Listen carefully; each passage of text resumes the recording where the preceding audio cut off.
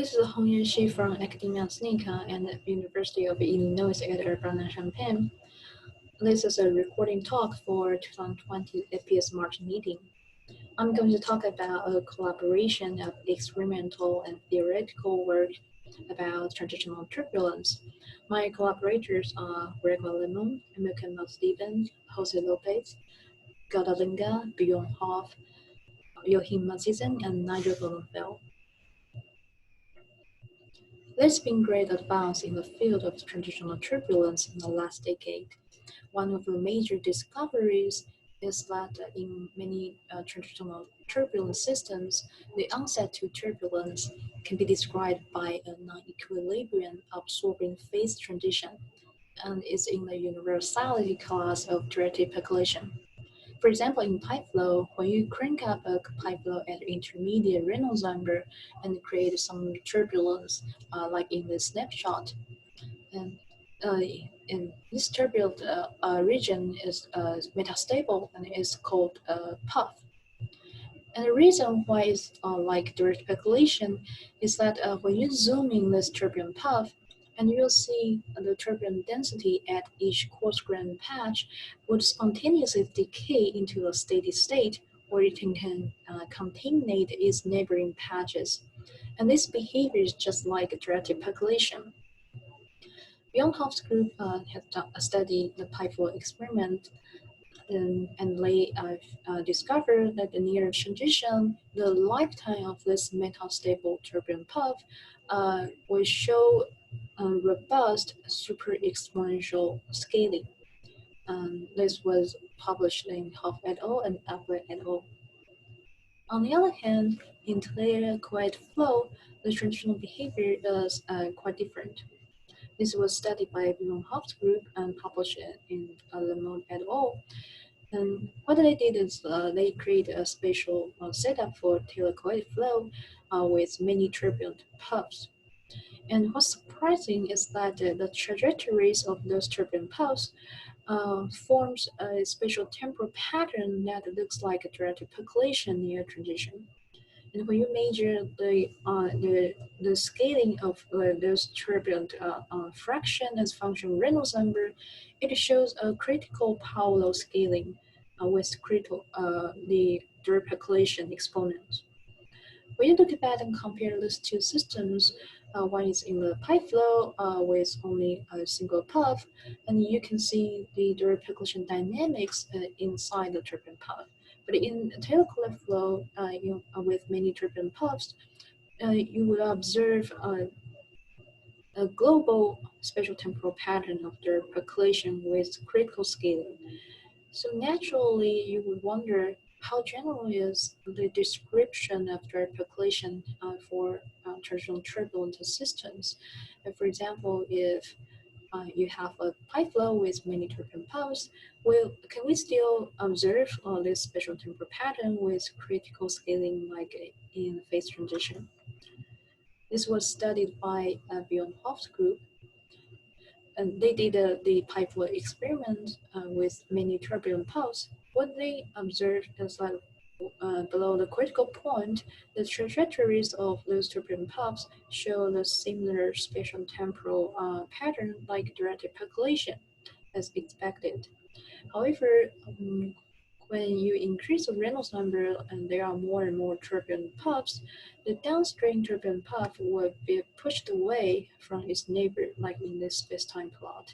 So above the critical point, you will get a crystallized phase where the turbulent puffs are separated with each other.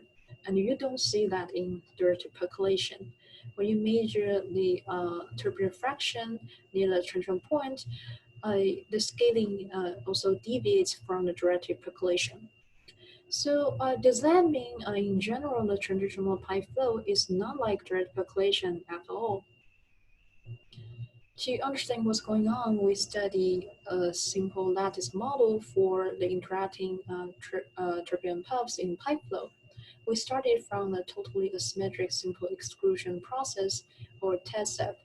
In this model, you have a 1D lattice with the inflow and outflow flux of the particles, which are randomly hopping in the system. And the idea is that the pi flow is like a 1D lattice, and one turbulent puff is like a one particle. We included the random propagation, decay, and splitting events for turbulent puff, and we also include the interactions between the turbulent puffs, when two turbulent puffs are next to each other, the right-hand side one will be suppressed or pushed with some random rates. We write down the reactions for those events and derive the mean wave equation and the stochastic hydrodynamics equation. And what we found is that the resulting equation is kind of like the percolation, but it is different. You will get additional nonlinear terms coming from the additional interaction terms between the puffs. So now the question is how those additional nonlinear terms would affect the direct percolation behavior. Our idea is to adopt the concept in phase transition by using a renormalization group analysis around the direct percolation fixed point. What we do is that we write down the action for direct percolation, and we do the dimensional analysis and compute the dimension of each term. And we read off this divergent term, in this case is U3. And we compare it with the puff interacting model in the previous slide, and we look at the general form of each term, which is like this. And we compute the dimension of the coefficient, and the idea is that if this term scales less than the least divergent term in direct percolation, then this term is irrelevant. And it turns out all the terms would become irrelevant at direct percolation critical point. So the conclusion is that the transitional pipe turbulence with interacting puffs should still be in the universality class of directed percolation. We tested by stochastic simulation of this simple lattice model. When we tune the puff splitting rate, we found the phase diagram of the spatial temporal pattern shows a similar decaying phase below the critical point and a crystallized phase above the transition point. And this is what you would see in experiment.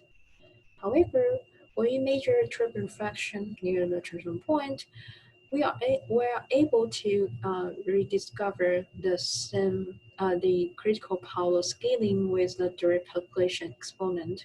And this is not what you see in the experiment. So what's going on? Why is the critical scaling missing in the experiment? Our conjecture is that in experiment there's a series of finite-size artifacts.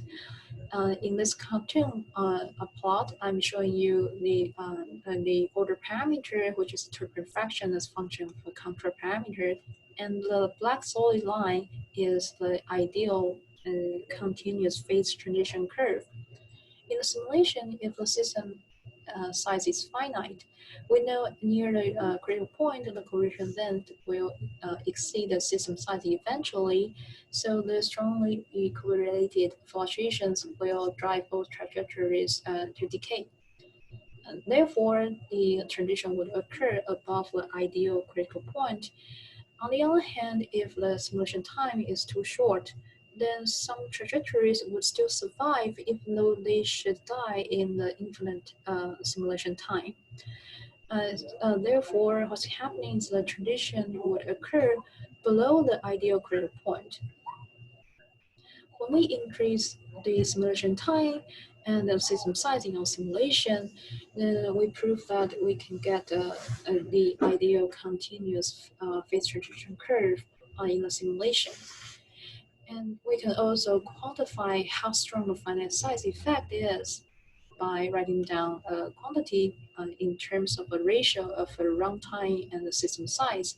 If this quantity is too small, that means the runtime is too short, and therefore the critical point will be underestimated, and you will get effectively larger scaling exponent. and vice versa.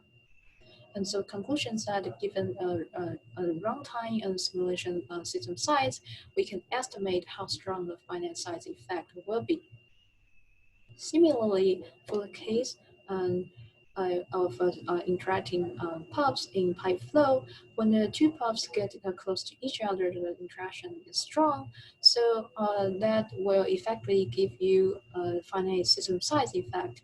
So we can write down a similar quantity to describe that effect. We also study a continuous model which emphasizes the interacting force between turbulent pumps. In this model, the particles are ordered on a continuous 1D space, and we study the equation of motions of each particle, which is controlled by a velocity field that depends on the distance from its right neighbor. And we add an additive or white noise. This velocity field can be read off from the experimental measurements, and we write down the decay rate, splitting rate, and effective Reynolds number in terms of the velocity field. And we did continuous stochastic simulations, and we found the phase diagram of spatial temporal patterns also show the similar decay and the crystalline phase like in the experiment. And also we, with some spatial parameter values, we discovered the critical Paolo scaling with the direct percolation exponent. However, the result kind of depends on the parameter values. For example, if the additive noise is too large, then we observe some deviation from the direct percolation, which gives a similar phenomenon like the finite simulation time effect. And this is what we're currently studying. To conclude, I have shown you there are two aspects of direct percolation in the transitional shear flow. The first one is that one turbulent path can show direct percolation dynamics inside its internal structure. Another aspect is that one turbulent path is like a direct percolation site, and the whole system would show the direct percolation dynamics.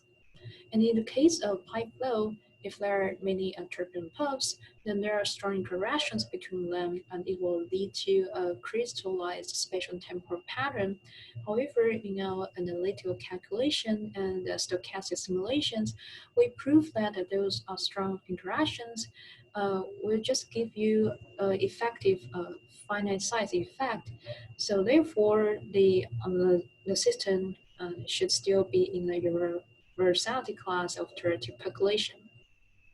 We're also working on some related projects, including the crossover between the critical Paolo scaling and the super exponential scaling in the absorbing phase transition, and also a modified ecological model with mean flow for transitional pipe flow. Those are in the talk by Nigel Goldenfeld, which has been recorded. You may check it online.